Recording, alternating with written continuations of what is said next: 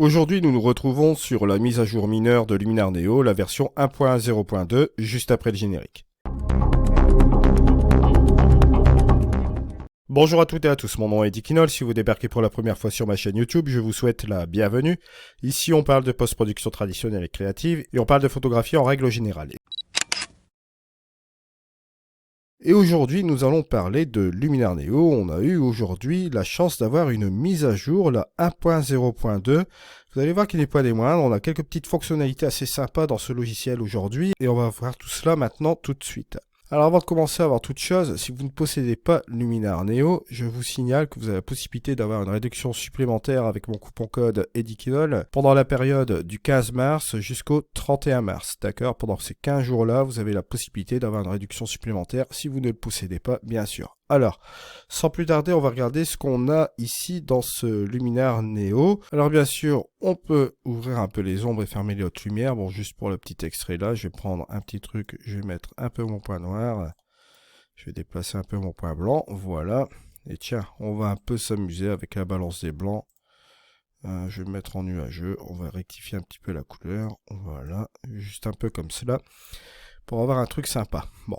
Je vais saturer même un peu, voilà, et on va même rajouter un peu de vibrance, pourquoi pas, juste ici, voilà, on est sur quelque chose de pas mal avec la température, pourquoi pas un petit coup de teinte, voilà. Alors ici au niveau de la transformation, c'est très simple, vous avez tout simplement les verticales, les horizontales et l'aspect, c'est ce qu'on va retrouver bien sûr dans du Luminar AI, au niveau de ses curseurs de transformation bien sûr. Là vous voyez que là, on peut tout simplement rectifier les verticales. Si vous souhaitez rectifier les horizontales, vous pouvez toujours les faire, soit dans les deux sens, d'accord, droite ou gauche. Et vous pouvez bien évidemment modifier l'aspect, soit étiré, comme vous voyez ici, d'un côté ou de l'autre. Ça, c'est la première nouveauté rajoutée, bien sûr, sur Luminar Neo dans cette nouvelle version. La deuxième chose qu'on peut faire, c'est aller directement dans les calques. Et vous allez voir que là, c'est pas mal. Bon, on va aller sélectionner un PNG. Et vous allez voir qu'il y a une petite nouveauté qui s'applique ici. Je vais me mettre en opacité 100. Là maintenant, vous voyez que ici, on peut tout simplement jouer avec l'effet de transparence ici du calque sans aucun problème. Bon là, j'ai pris ma petite roche que j'avais faite la dernière fois. Vous voyez, on peut la redimensionner, on peut la basculer, faire un peu ce qu'on y veut, quoi. Bon, jouer avec l'opacité, bien sûr, si vous le souhaitez aussi également. Flipper dans les sens que vous le souhaitez aussi. Vous voyez, juste un petit peu comme cela. Ça, c'est la deuxième nouveauté de cette version de Luminar Neo, bien sûr. On a, bien évidemment, dans la version Windows, bon là, je vais enlever ce truc-là, je vais retirer le calque. Lorsque vous êtes dans le catalogue ici, vous pouvez ajouter des photos. Et la petite nouveauté sur la version Windows, vous pouvez ajouter des dossiers ou ajouter une image, comme vous le voyez là.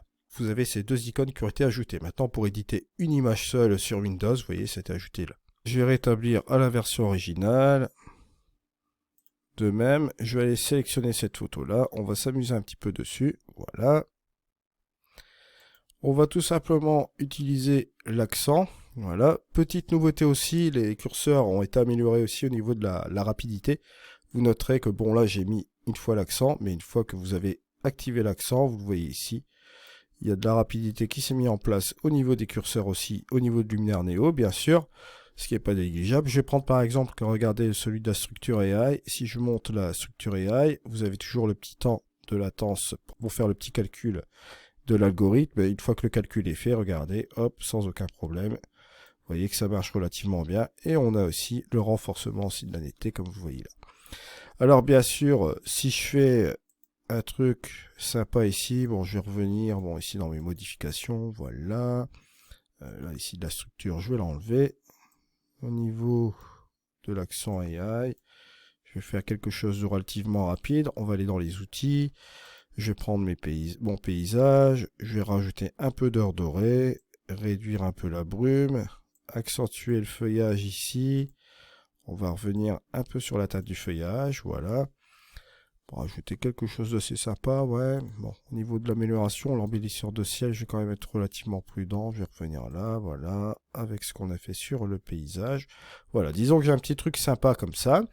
Je vais revenir ici sur le catalogue. Je fais mon clic droit, ajustement. Je fais copier les ajustements.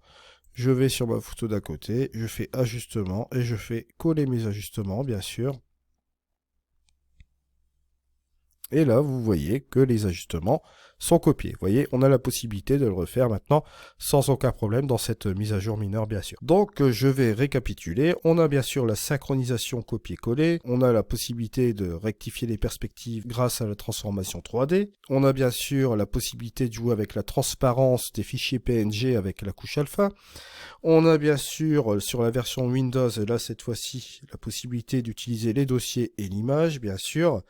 Et bien évidemment, on a la rapidité des curseurs comme je l'ai préalablement montré dans la version ici. Je vous remercie de m'avoir suivi. On se retrouve dans une prochaine vidéo. C'était Eddy. Allez, au revoir.